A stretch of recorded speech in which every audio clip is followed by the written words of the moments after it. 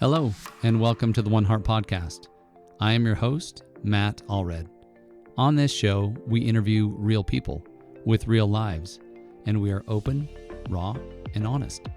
We talk about things that hurt, things that heal, and we are vulnerable so that we may truly become of one heart. Today, our guest is Jake Fairbanks. Jake is 23 years old, soon to be married, and excited for the future. Having been through years of heartache and healing himself, Jake strives daily to help those around him find peace, hope, and light in their lives. Jake hopes to someday be a high school counselor and always wants to be able to help. Jake, welcome to the show. Happy to be here. Thanks for having me. Thank you. I'm glad to have you. I've been looking forward to this conversation. I know, we've had some conversations in the past, but wanted to get to know you a little bit better and wanted to have our listeners hear a little bit more about your story, because to me, you strike me as somebody who's definitely self-aware of kind of the healing process. But from my perspective, you're quite young, and so I've been pleased, impressed, surprised that somebody at your age is already thinking so deeply. So I'd love to start out just by getting to know you a little bit better. Tell us a little bit about where you're from, maybe family, church, and then we'll go a little deeper from there. Sure. Yeah, sounds great. Okay, so my name is Jake Fairbanks, and I was born in Grand Junction, Colorado, born and raised. I lived there for, let's say, 17 years, because we did a little bit of moving around when I was first born. Hopped over to Glenwood Springs, Colorado, and down to Gilbert, Arizona briefly. But grew up most of my life in Western Colorado, and I was born into the Church of Jesus Christ of Latter-day Saints. It's a faith I grew up in, had a lot of experience with.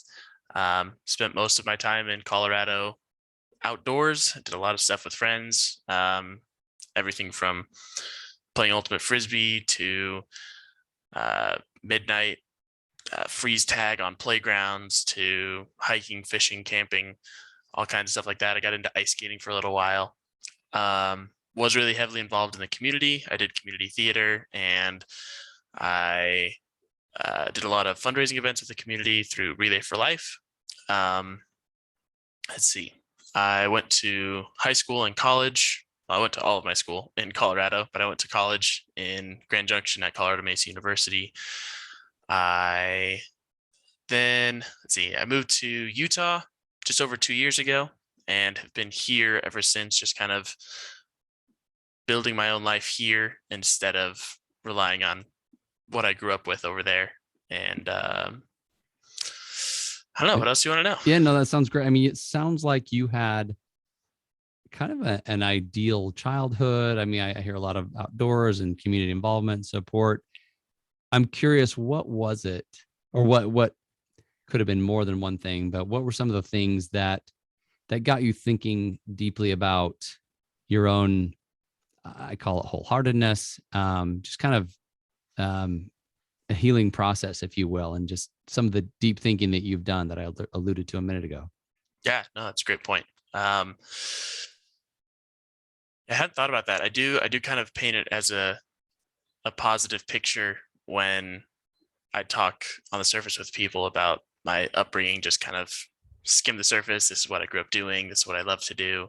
And I feel like a lot of people do that, but since I know you and I feel like I can connect with you, I also feel comfortable saying, it definitely wasn't always easy. And although I spent a lot of time doing stuff that was fun, there were a lot of things that definitely weren't super great. I mean, I'm 23 years old, and in the time that I've been alive, basically everything that I just said are kind of like the highlights, but there's a lot of dips in that story too. So, Sure. I mean, from a young age, there have always been struggles in family life. I have 3 siblings. I have 2 older brothers and a younger sister. So in my mind, I was kind of like, I've got 2 older brothers, and then there's me. So I get all the hand-me-downs from them. And then I got a little sister, and she's like, she's the girl, right? So Mama's princess, sure. Exactly. Yeah. In some ways, I mean, she had her own room, and us 3 boys had to share a room. So that was always something that like kind of got at me, but I was just like, whatever, it's fine. I'll just argue with these guys until we decide to fall asleep growing up, that kind of thing. Um, but we had our fair share of struggles for sure. Um, and my parents did their best to try to kind of keep me out of it. But me being the kind of inquisitive person I am, I liked to listen when I wasn't supposed to and that kind of thing. Right. And definitely knew a lot of what was going on regardless. Um, when I was 9 or 10, somewhere around there, we tore the roof off our house and built a second story on it, which posed a new set of challenges entirely. We didn't contract any of it out, did it all by hand. So I went from spending a whole lot of time kind of trying to be out with people as a kid to, now I have to be home, and I grew up in a construction zone. I ended up getting tendonitis in my right shoulder from screwing in drywall for multiple hours a day. Wow. And then hearing conversations about finances and, like I said, hand-me-down clothes. That was something that it was fairly common, and I didn't have a problem with it necessarily. But growing up in that kind of environment, there were certain challenges that we faced that as a kid you're just not aware of. Then you grow up and you're like, dang, that actually was not as good as I thought it was, for sure. Well, and you mentioned, when we've talked before, one of the things you mentioned was how you learned about vulnerability. So I do want you to talk about that, but then you Okay. also alluded to a traumatic year in high school that to me was kind of shocking, just how much was going on that year. And I'm curious how that affected you. Sure. So everything that I just talked about kind of brings me right up through about 8th grade, maybe halfway through 9th grade. That was most of my life growing up that I just kind of went over. And then um, about I had my 10th grade year was kind of smooth sailing. Didn't have a whole lot like went on that year. I don't think. Like trying to think back, I really don't think there's a whole lot that happened that I can remember off the top of my head anyway. But towards the end of my junior year and into my senior year, things just kind of flipped upside down in all the worst ways. So when I was in high school, I was in a whole bunch of clubs. I did a whole lot of extracurricular activities. And looking back, I realized it's because I just didn't want to be home. So I just tried to be away as much as possible. Um, so I was in marching band. I was in what we called the academic team. It's kind of like a Jeopardy knowledge bowl Sure. team. And I was on the track team. I did wrestling my senior year, just a whole bunch of extra stuff to keep me busy. And in marching band, I was always in kind of the leadership side of things. So I'd go to these leadership clinics. And this is to answer your question about vulnerability. Sure. Something that I took away from my very first leadership clinic was one phrase from this clinician, Dr. Tim Lautzenheiser. We just call him Dr. Tim. And he said, one of the rules of leadership is seek to understand before being understood. And that hit me like a freight train, because I realized for most of my life, I was in a position where I was just kind of behind the scenes. I would just go in between people. I was kind of one of those kids that kind of fit in with everybody. So I ended up not fitting in with anybody. I was the band kid, and then I was the track kid. But to the track kids, I was the band kid. And to the band kids, I was the track kid, and that kind of thing. And that continued through college. But that's kind of where I learned about vulnerability and being able to really listen and listen intently, understand someone's story, understand what they're going through, because the more I can understand that person, the better it is for me to connect with them, and vice versa. And that played a really big role when in my senior year, the third day of my senior year, one of my friends jumped off a cliff. And that kind of started a wave, or an epidemic, if you will, of suicides in the valley. And we had about a dozen of them that year. Wow. So we had one the third day of school, and then not even a month, or just over a month later, a kid shot himself in the parking lot. And it just became this incessant dark cloud in my life and everybody's life. And my senior year, I was the drum major of the marching band. And for anybody that knows about marching band, you start at the very beginning of the school year, if not before. So I'd already had a connection with these individuals. And then everything falls apart and the school is devastated, the valley's devastated, and now I'm expected to do something with that because I'm the leader, right? It's the band director and me, and then 120 people. Right. Um, so that was on Friday that we found out that they had committed suicide, and on Saturday we had an early morning practice, and everybody got there, and I had never been in an environment that's supposed to be so loud that was so quiet. And it's harrowing to hear 120 plus people that are supposed to be warming up and getting equipment ready and moving about, and it was just silent. So I pulled a few people to my car, and we were able to just grieve for a bit. And then when the band director got there, I went into his office with leadership, and I was just like, this isn't going to happen. There's no way that we're going to be able to do anything today. And I think we ended up doing like an hour or two of just some marking stuff, and that was it. But that kind of shocking event, and that went, like I said, that we had a dozen of them, so that continued for a while. And I just had to be in a place of leadership and stability for everybody that whole year. I never really allowed myself to feel it and take it all in. That's what I was going to ask you. So it sounds like you were trying to, carry at least the band and maybe some others in school that weren't in the band. Yeah. And the guy that committed suicide, he was one of my friends from track, and that's how I knew him more than anything else. He was also in orchestra, and he's a brilliant kid. So I also was trying to, just texting back and forth with track kids, like, are you okay? How are you doing? Do you need anything? Trying to be there for everybody that I could. Not really recognizing that it hit me really hard too. Sure. And every single time something happened, and the next month, that kid that took his life in the parking lot, I was right outside. Like, I was there for that, and that's a traumatic experience that I never really processed. It just kind of, I didn't know him super well. I threw a baseball to him once. That's about it. But Right. A lot of my friends are really close to him. So just now that I'm out of it, looking back and reflecting and recognizing that I was always the person that was there for people, and I never knew how to ask for help. And that trend continued when the day I graduated high school, my mom was diagnosed with stage 3 breast cancer.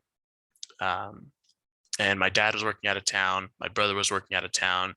One of my other brothers was off serving a mission for the church. So it was just me and my mom and my sister going through this whole thing for 6 months or so. And that was right after my senior year. I had just been accepted at 8 colleges in Colorado with a bunch of different grants and scholarships, and ended up taking a scholarship at Colorado Mesa University because then I could stay home and help out. I worked 4 jobs that summer, just tried to make sure mom wasn't worrying about me. But also because I didn't want to be home. It just was that same trend. I didn't want to be there. So I was out. I would go work 2 or 3 jobs a day, and then go find a friend to try to do something with, to keep myself occupied, distracted, busy. So I was going to ask, it sounds like, you didn't maybe know how to do anything about it. So let's just go ignore and see if we can numb it with something. Yeah, exactly. And that's just what I had done up to my whole life. So growing up in this construction zone, and with kind of some hard finances, and in the church, we're always taught to serve people. So my whole family were always so good at helping people, but we didn't receive a whole lot of that back. And so that's just what I just kept doing, what I knew how to do, what I saw my parents do and my grandparents do, which is give and give and give, and spend as much time as you can with other people, not recognizing that there's something there that I needed, and I didn't know what to do about it by any means. When did you start to realize that, wow, I need something for myself. I need to heal? Probably when I made the decision to move. I moved to Utah in December of 2019, and just before that, I had just kind of been going through the motions. I graduated college in December of 2018, had a handful of jobs for the next year, just trying things out, trying to figure out what I wanted, what I didn't want. Um, and then also kind of, I don't know if testing is the right word, but just kind of seeing where my friendships truly, um, where they truly lied Sure. or lay. I don't know. um, just seeing how my friends all worked together with me. And I found myself one night, this is kind of what kicked it for me. I realized that anytime I went to a particular friend's house, I felt like I always had to bring something, whether it was a snack or game, or like, I felt like I always had to bring something because my presence alone wasn't worth it. Like I Hmm. wasn't worth enough just by myself to be there. So I had to have something else to So give it me an wasn't something excuse. that friend said, it was something you just Yeah. believed. Is that right? Yeah, pretty much. It wasn't anything, um, it wasn't anything they did by any means. It's just kind of the nature of me. I'm a very giving person. One of my Right. love languages is giving gifts. And now I moved. I'm kind of piecing out if that's actually something I enjoy, or if it's just like an expected thing. I'm expected to give so much, so I do it. And because it's been trained with me for so long, it does feel good. So, and that's what I was going to ask, I guess, is it something that you believe that you need to do, or yeah, or is it something that you enjoy doing? And maybe Uh, that's what you're trying to figure out still.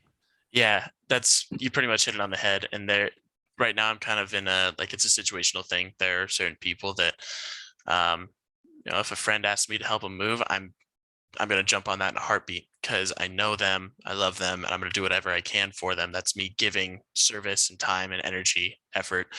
Um, but if this is bad, if someone in elders quorum hits me up and like, hey, we have a new person moving into the ward on Saturday. Are you free? Like, sorry, I have plans, and those plans are I'm going to sleep in, but I'm not going to tell you that. Right. So definitely figure out my boundary there. Yeah. Well, and I know in my own life, and part of it's cultural, part of it's just maybe expectation. But I know a lot of times I've shown up. I I think it's just from a place of wanting to feel important, wanting to have some validation, Yeah. and not that it's 100% bad, but if that's all I can ever do is show up so that I can be validated by somebody else, to me that's not giving anyway. It's really a take. I'm here so that you can say nice things about me so I can feel good about myself. Right. Right. So I guess to answer your question of when I kind of felt need to shift my mindset was probably right before I moved, and I ended up having this opportunity at the beginning of December, and it was like within the course of a week that I saw my friend post that they had an opening for an apartment in Utah. I didn't have a job lined up or anything. I was just like, I'm gonna go, and Sure. I thought about it, prayed about it, and it felt right. So I moved here to Utah in December, got a job a few days later working for a solar company, and then I kind of went to church. I found a few people here and there, but it definitely didn't feel the same as the group that I had in Colorado, or the church that I had in Colorado. It felt very different. And then everything shut down and ended up having nobody really, aside from a couple roommates that I didn't super like. So um, then I was really forced to take a look at what I actually needed, what I actually wanted, and where I really wanted to go. Um, and for about a year, I was just kind of in that spot of insecurity and uncertainty. Just don't know exactly where I'm going, what I'm doing, Sure. what I need, but it was a great time to figure it out because I didn't have anything else to do. I was going to ask, you said everything was shutting down, and I'm sure, obviously during COVID, stores, restaurants, schools, churches. Yep. How was that as a, single young man coming to a new town? Was there anybody that you could connect with, or I what was had that like? maybe three people from work, and I'd say at most half a dozen from church, but even those were just like they'd invite me over when one of them had a birthday party, or I'd go to ward events, that kind of thing. But it wasn't like, hey, I'm going hiking on Saturday. Do you want to come? or we're going to have a bonfire, or I'm going to go ice fishing, stuff that I've talked about at that point and told people I really enjoy. I'm an outdoorsman. I love shooting. I love hunting. I did professional competition shooting for, well, I only actually competed in one match, but I trained it for a little bit. And there just wasn't anybody that seemed to be as interested in those kinds of things as me that would actually invite. And it wasn't through lack of effort on my part either, because I did extend some of those invitations, and got blown off a couple times and just kind of stopped putting out the effort because it didn't feel genuine. So Sure. here I am trying to be the vulnerable one, like we've talked about, just letting everybody know this is where I came from, this is what I like, this is what I don't like. Here are my complaints with the church, even, and trying to be authentic and just not having that reciprocated. I'm curious how you're saying not reciprocated, but for me, and especially before I became a little more conscious of the value of vulnerability, A, I didn't have any. B, I didn't dare go there. And if anybody ever started sharing, it made me very uncomfortable. So I'm curious, what was the reception overall? If you started to share something that, hey, this is about me. Yeah. So I'm gonna have to back up just a little bit to my senior year. Something that I did do, um, once I realized how big of an issue it was that we were having these young individuals that didn't feel like their life was worth anything. Right. Um, I set out and I created a whole bunch of group chats. I created a group with all of the student body, um, like elected officials, the student body president Officers or and senior, sure. yeah, with all of the high schools. We had 5 high schools in the valley. Wow. I found all of them, and I was working to create this big event so that we could raise money for suicide prevention.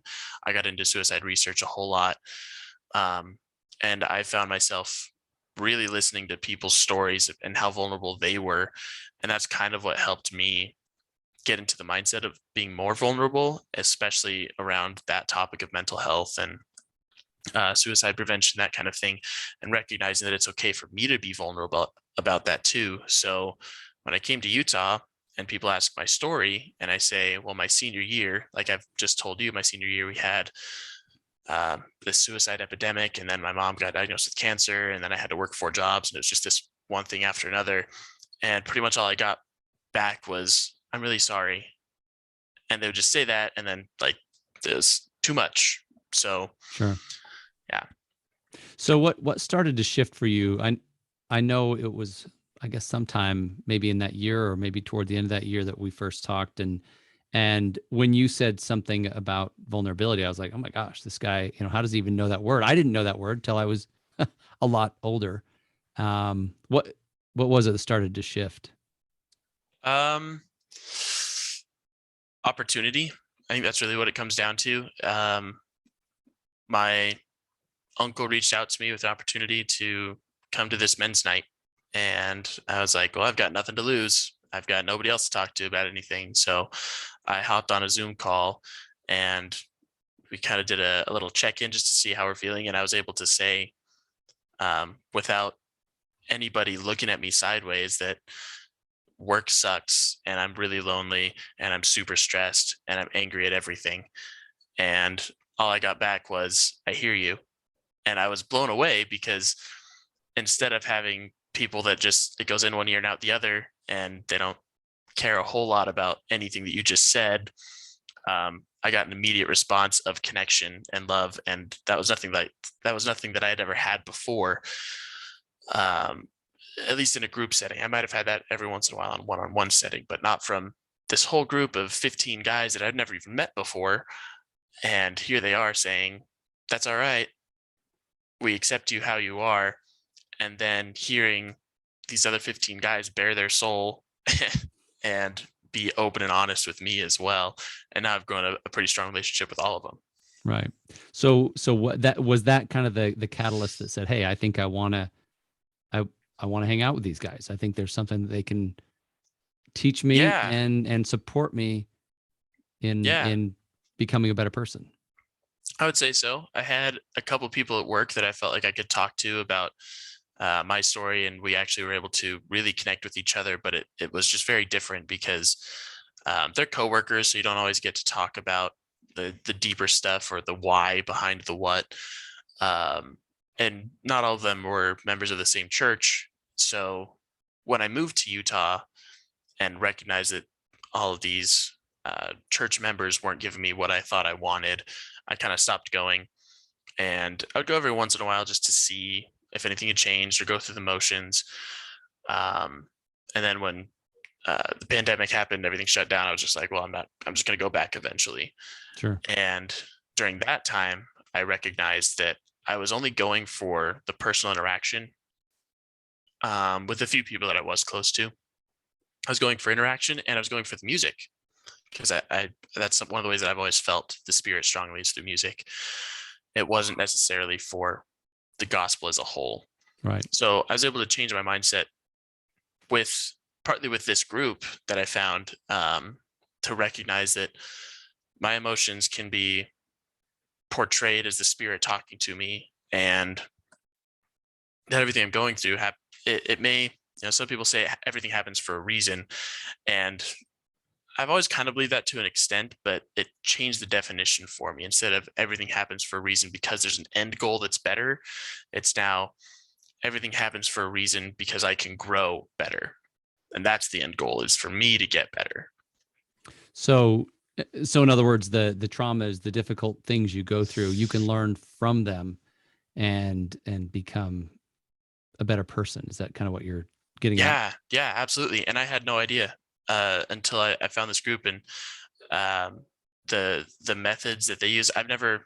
This is probably a little bit telling that I've never been to a therapist. I've been to a counselor, aside from school counselors, which I definitely see a place for. But I just kind of judge them as being the ones that set my schedule, and that was it. They're just Right.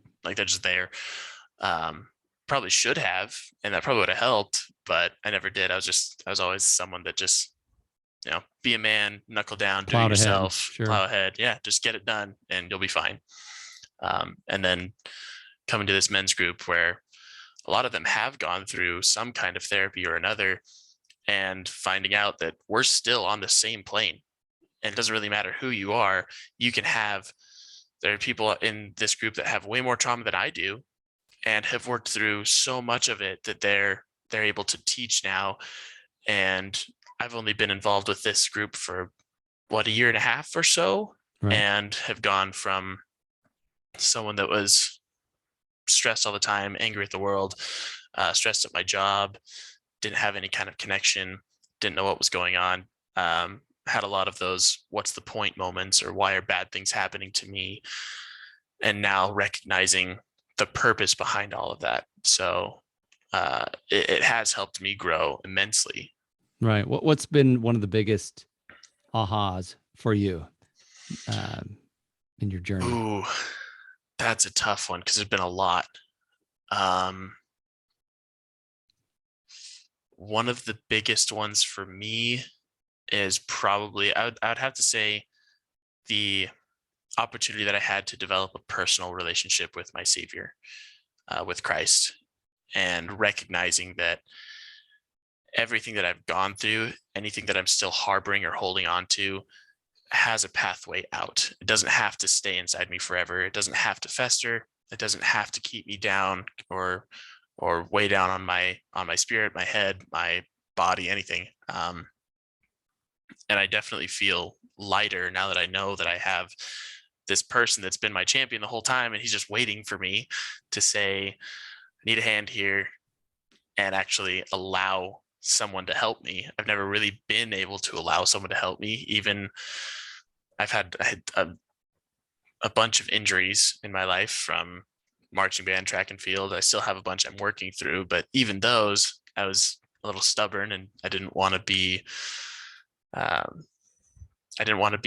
weak about it. So I would go to physical therapy, but I was like, it's not really helping. So I'm just going to power through it. And now I'm regretting that because everything hurts all the time.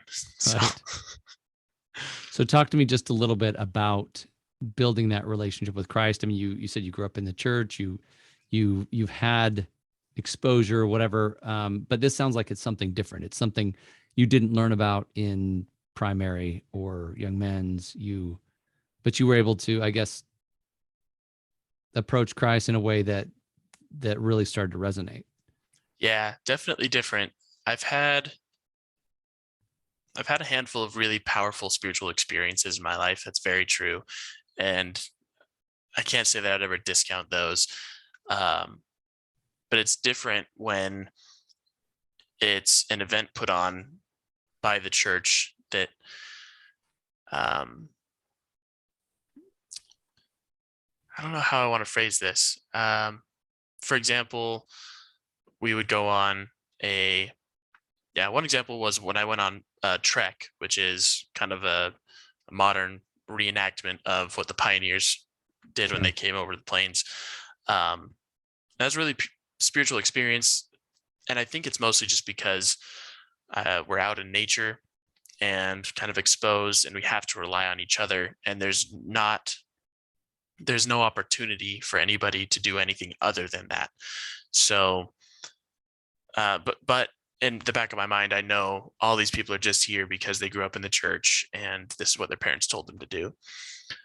And, and the difference is, or what kind of helped me establish I would say a more real connection with the Savior is I went to a men's retreat that was put on by the One Heart, One Light organization. And I really didn't know what to expect. And I didn't know what any of these people's backgrounds were. I knew some of them had a background with the church, but I didn't know if everybody did. I didn't know who was still active. I just knew that these are good people and they want what's best for me. And there's no facade because I've already seen who they are. Sure. Whereas within the church, especially with the youth, everybody's kind of put on a face of who they think their parents want them to be, who they think their sibling wants them to be, or who they think they need to be or want to be. It's really hard to get a genuine connection growing up inside of that organization. At least that was my experience. Sure. And then I went to this retreat, and there weren't any kind of limitations to I don't know if boundaries is the right word either. Limitations, boundaries, it's kind of in the right area, but it didn't seem like there was as much keeping me from finding a connection on my own. I wasn't relying on my parents' testimony or the other young men's testimony or the stake president's testimony like I did for so many of these other events where I was surrounded by everybody else that had a really strong testimony. So I just felt the Spirit because of everybody. This was just me trying to figure out what I believed. And the way that it was taught at this retreat helped me recognize the Spirit being really present in my life. And I'm a very visual person, and we had a couple of visualizations that just kind of really brought me in. I don't know if harmony is the right word either, but just brought me close with the Savior. And I can actually feel when I was able to let go of something, I could feel that was actually being taken from me. So I'm not feeling. You asked what one of the strongest experiences I had was, and there was one of the strongest, and I've seen it time and time again with other people, is kind of a question of, am I worthy?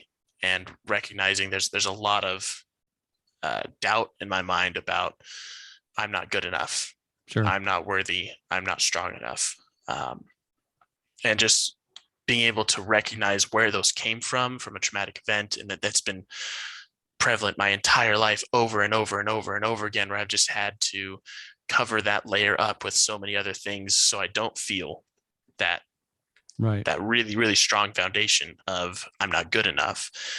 And being able to chip through all those little layers and get to the foundation and then say, here's this big brick of me not feeling good enough my entire life, and giving it to someone and having that absorbed into pure white light, and it's just gone forever. When you say someone, you're talking about Christ, and yes, right? More of an intention that I'm going to give you this burden, Christ, and then you experience him taking it. Is that kind of what you're saying? Yeah, exactly. And I'm coming from someone that's never really allowed other people to help before with anything.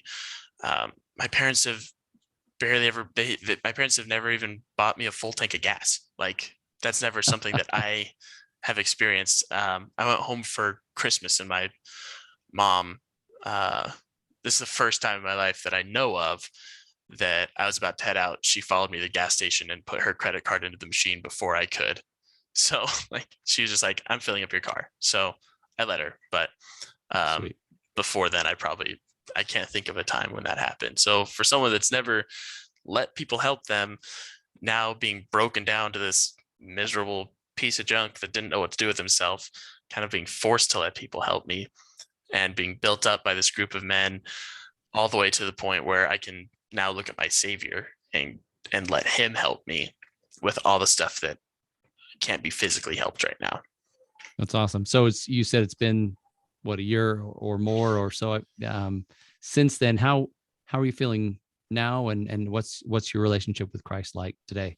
It's, I don't even know how I could describe it. It's orders of magnitude higher.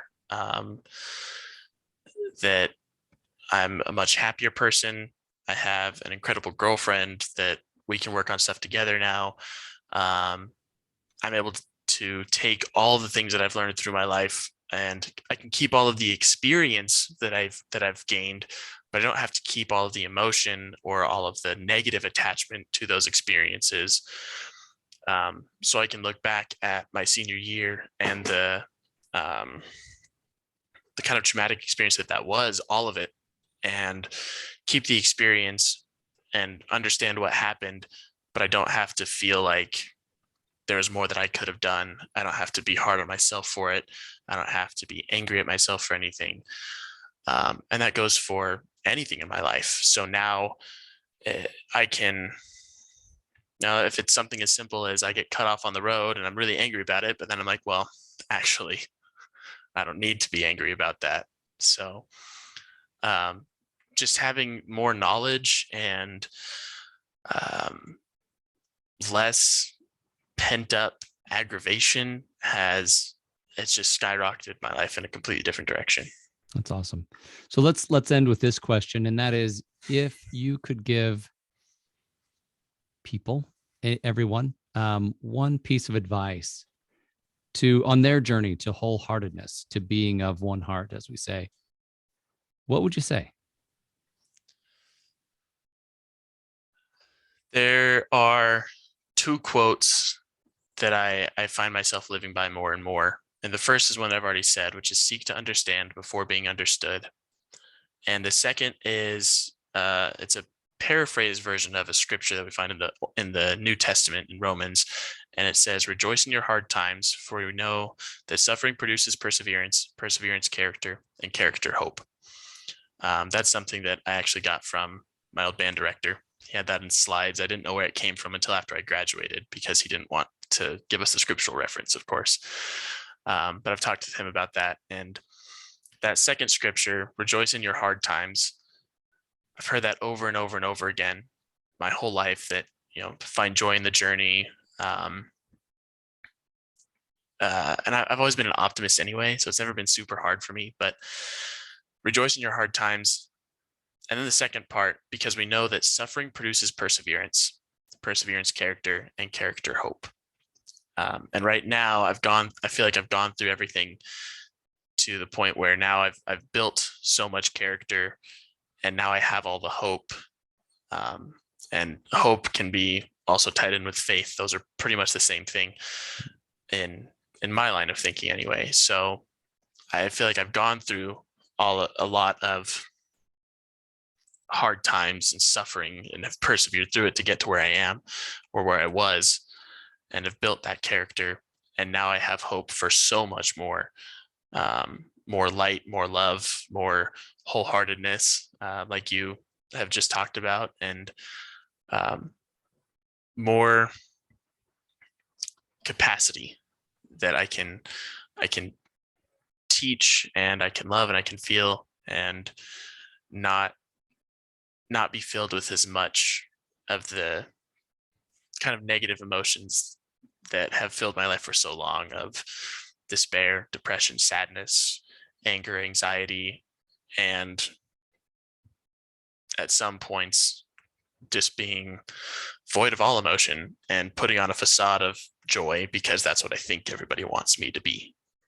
Sure. Thank you for that hopeful message. That there is hope. That certainly bad things happen, but as you've described a few minutes ago, you can change that perspective. You can hand off those burdens and beliefs to Christ, the ones that don't serve you, and grow from there. So thanks again for being here and talking with me today. And we'll talk again later. Take care. Yeah, it's been a pleasure. Thanks, Matt. See you later. Bye-bye.